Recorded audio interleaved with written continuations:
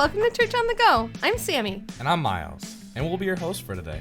Church on the Go is a new ministry of Messiah Church, offering a worship service you can take with you when you're on the go. We've got scripture, a message, and even a worship song during our time together today. We're wrapping up a sermon series on heroes of the Bible. Today's story is about Esther. Esther is a courageous woman of faith who protects her people. She's young too. In her story, we're given an image of a true hero who senses God calling her for such a time as this to protect her and save her people. Thanks for tuning in today. Enjoy Pastor Bethany's message. Enjoy. Hello, listeners, and thank you for joining us again for another week of Church on the Go. This is Pastor Bethany, and I'm grateful that you're here with us today. You know, one of my favorite shows in recent history has been Ted Lasso. It tells the story of an American football coach named Ted, who is recruited to become the manager of AFC Richmond, an English football team. And though he has no experience with football, or soccer as we would call it, early episodes show him making many blunders about basic rules or vernacular. But the thing that makes Ted so endearing is that he is a charming, folksy optimist who believes in the importance of building team and community above all else. His coaching inspires his team members so that even when they lose, they still grow as people and as a team. And along the way, all of us who watch learn important life lessons and are given a bit of Ted Lasso humor. There's an episode in the second season where one of the teammates, Sam Obisanya, learns that the team's sponsor, Dubai Air, is owned by an oil company that is refusing to clean up oil spills in Sam's native Nigeria. Sam's father expresses disappointment to him that he isn't doing more to make a statement, and Sam is obviously crushed by his dad's words. As the episode continues, Sam struggles with this. On the one hand, it's not his choice who sponsors his team. On the other hand, standing up to big oil could have devastating consequences for his career. Eventually, Sam discerns that he can't wear the name of a company on his chest that is actively causing harm to his people. So in the locker room, Sam takes a piece of black tape and covers the words Dubai Air from his uniform. His teammates looking on learn about Sam's reasons, and they begin to join in. First, two teammates who are also Nigerian grab the tape, and then even though Sam tells them that he doesn't expect them to be part of the protest, one by one they do. Even Jamie Tart, the egotistical star who everyone loves to hate, grabs the tape and says, "We're a team, ain't we? Gotta wear the same kit." The team takes the field, and you hear the crowd's shock ripple through the stadium. Sam beams with pride, nervousness, and a sense of belonging. I love this story because it reminds me that sometimes we find ourselves in a position to make a difference in ways entirely unexpected.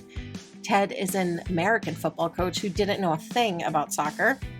Sam is a soccer player, not an activist or leader against big oil. And even Jamie, he is our handsome star who's never considered caring for others until Ted Lasso came along. But here, the stars align. Sam felt compassion for his people and realized that he was in a unique position to make a statement, protesting for those who are actively causing harm. Silence, he realizes, is complacency, and that will not do. He's been given this position, this team, for such a time as this. There are times in life where outside circumstances intervene in a way we thought our lives would go. Suddenly you're faced with a choice. Having the information you have now, do you run? Do you ignore it? Do you stand up to the challenge ahead? When I was a child, one of my uncles was diagnosed with cancer, and gathered around the kitchen, I vividly remember him telling us, with tears in his eyes, the details of his diagnosis and treatment. My grandparents, my aunts and uncles, my siblings and cousins, we were all there, leaning in, listening for what the next words my uncle would speak. Tears ran from all of our eyes, even as his prognosis was good. And at one point, my dad tried to usher us kids into the next room, wanting to give my uncle freedom to speak a little bit more freely. My uncle stopped him and said, "They're part of this family too. We're in it together."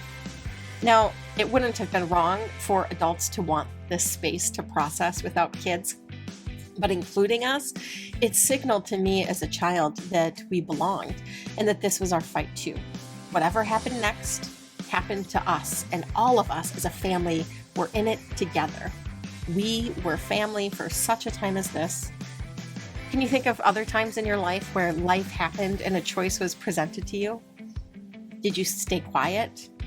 Would you speak out? Did you join together as a collective team? When one of your colleagues says something hurtful about someone else at a meeting, do you sweep it under the rug? Or do you find ways to tenderly confront them to make amends? When a friend is having a hard time grieving a big loss, do you wait for them to call? Or do you show up, ready to share a meal, clean their home, or whatever they need that day?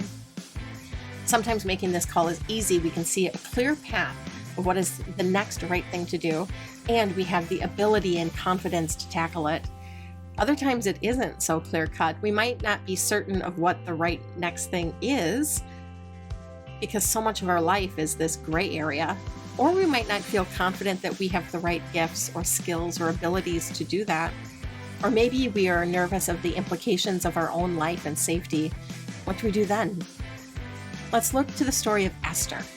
This morning, we are in our final week of the sermon series, Heroes of the Faith, and in Esther, we see a story of drama and action. It's everything we love in a good story. We've got a beautiful and kind queen, a powerful king, a wise underdog, and an evil villain, all with death on the horizon. Esther is snuggled in the middle of the Old Testament, and it is a story of drama and courage. It's also a book that never directly mentions God, but is filled with God's presence, wisdom, and power. And the story invites us, the readers, to look closely for signs of God's activity. The story is filled with odd coincidences and other familiar melodies that show us how God, even while not directly named or seen, is all over the story of Esther. One of the reasons that many of us like this story so much, I think, is because it's relatable in this way. We watch Esther navigate life, discern God's wisdom, wrestle with her faith in the very same way that we do.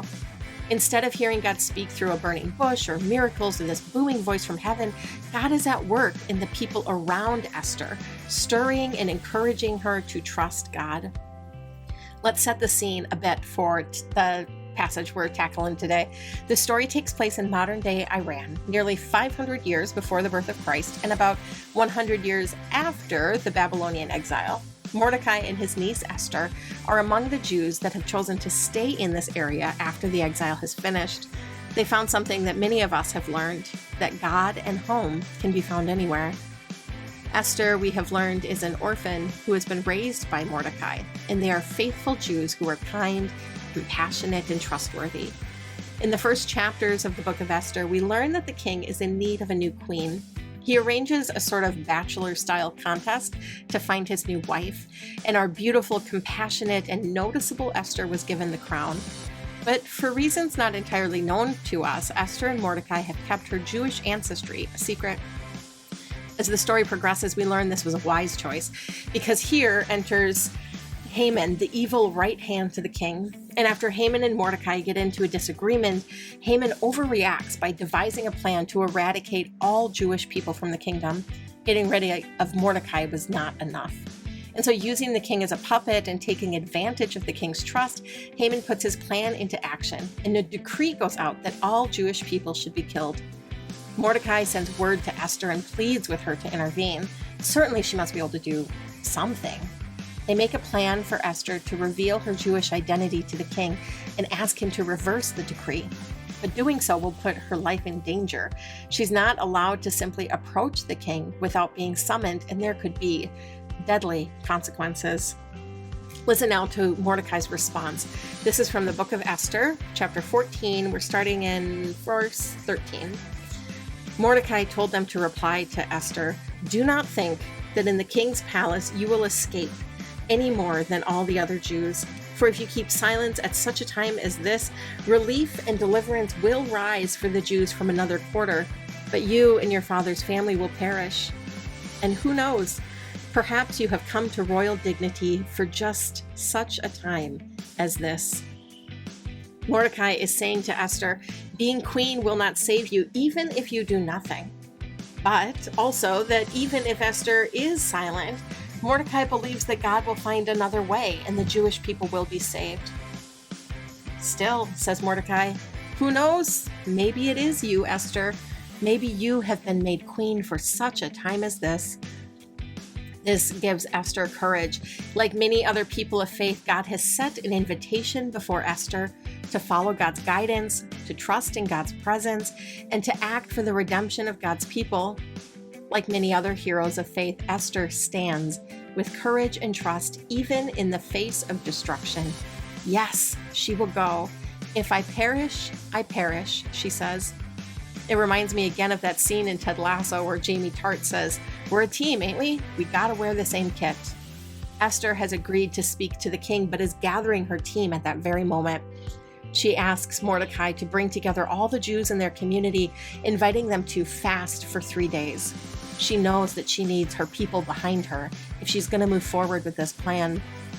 She turns to the basic tenets of her faith, bringing her community together in prayer and fasting as they seek God's guidance and protection. This exchange reminds us that God has created each of us with intention and purpose. God has made you to be someone that makes a positive impact in the world. Paul writes in the book of Romans, chapter 12, that we are called to love unambiguously, hate what is evil, and hold on to what is good. Love each other like members of your family. Be the best at showing honor to each other. I love those verses. God promises here to be at work in our lives and the world, and does so most clearly through the life and action of God's people. Through you and me, we share the goodness and hope of God to a hungry world. Love unambiguously. I love that phrase. It's telling us that no one should be questioning our words or actions, but that our entire life should be a testament to our trust in God and commitment to being Christ's hands and feet in the world. God gave Esther a unique place in life and gave her the opportunity to use her kindness, compassion, and trust she gained with the king to make a huge impact in the world. While the name of God is never written into the pages of her story, we see the heart of God continually at work. Esther reminds us that even when life seems impossibly difficult, even if the presence of God seems far off, and all that surrounds us are evil schemes and death, that even here God is present. God is at work through the gifts and strengths of your life, through the community that surrounds you, the choices you make. God is there through it all. We see the fingerprints of God's presence through my uncle and the gathering of my family to face his diagnosis, or in Sam as he found courage and solidarity in his team to tape over the name of their sponsor. And we see it in Esther, who finds herself in this unique position to change the mind of the king and to save her people. In all of these places, and in whatever situation you might be facing, God is there with you right in the middle of it all. God has given you gifts and community to uphold you through whatever struggle you face. The book of Esther celebrates the presence of God and the ways that God is always at work in and through our relationships and community. Dear friend, you were made for such a time as this. The world needs you and all the unique gifts and perspectives you bring. The world needs a Mordecai to encourage and support Esther in her work. The world needs her community to join in prayer and fasting. The world needs Esthers to be courageous and brave, speaking just the right words at the right time to make a difference. The world even needs people like the king, who can see the error of their ways and change their minds and actions. Together, we see this commitment from God to be present and working in and through the lives of God's people, because all of us have been called for such a time as this. Through our series these last few weeks, we have focused on heroes of faith, people who have trusted in God and acted in ways that are courageous and brave. The common thread throughout their stories is a God who is faithful, a God who is present and true, a God who will not give up on you, a God who is committed to the ongoing redemption of God's people. This same thread is woven in your life too. God is present and committed to loving and redeeming you and all people. How might God be inviting you to be made for such a time as this? Maybe there is an area of justice that God is nudging you towards, or maybe there is a relationship that God might be directing you toward, offering opportunity for growth or healing. How is God calling you to be tender and kind, courageous and brave today? God has created you for such a time as this. God will be with you and God will guide you to share the goodness and hope of our Redeemer with a hungry and waiting world. Yet God does not send you alone, because we, the people of Messiah Church, are in this together. And that includes you, dear listener. Even if this is the very first time you are stumbling upon this podcast, you now are part of the community. And together we will support and cheerlead. We will pray and encourage you and one another. God is calling us as a people to be courageous in the ways that we love one another and all of God's created world. I do not know yet all the places to which God is calling us, but I do know that wherever it is, God will be present with us and we will make an impact. For this and for you, I give thanks. Let's pray. Gracious and good God, thank you for the story of Esther and for her courage. Help us to learn from her story that we see anew the ways you are at work in our lives and world. Help us to consider the people and places you are calling us to serve. Help us to trust that you have made us for such a time as this. Guide us, O Holy One, in all of our days. Amen. Thank you for joining us today, listener. Let's continue to be in this space of reflection and worship.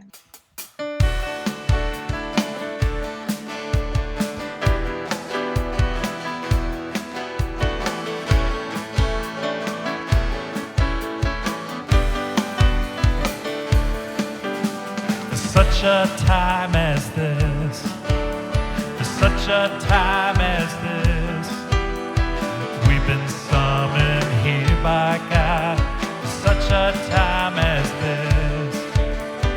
We will not be silent, we will not hold back. By His grace we will rise up, for such a time as this, such a time. Such a time as this, we've been summoned here by God. Such a time as this, we will not be silent, we will not hold back. By His grace we will rise up. Such a time as this, through the moving of the Spirit.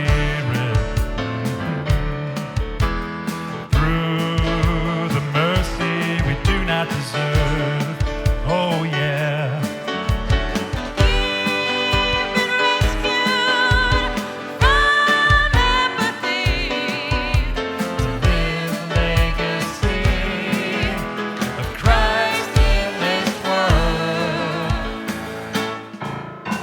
Such a time as this, such a time as this, we've been summoned here.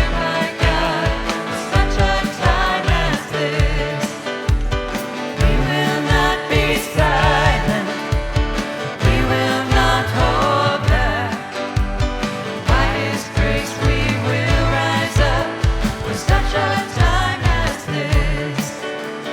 To make a difference in our generation,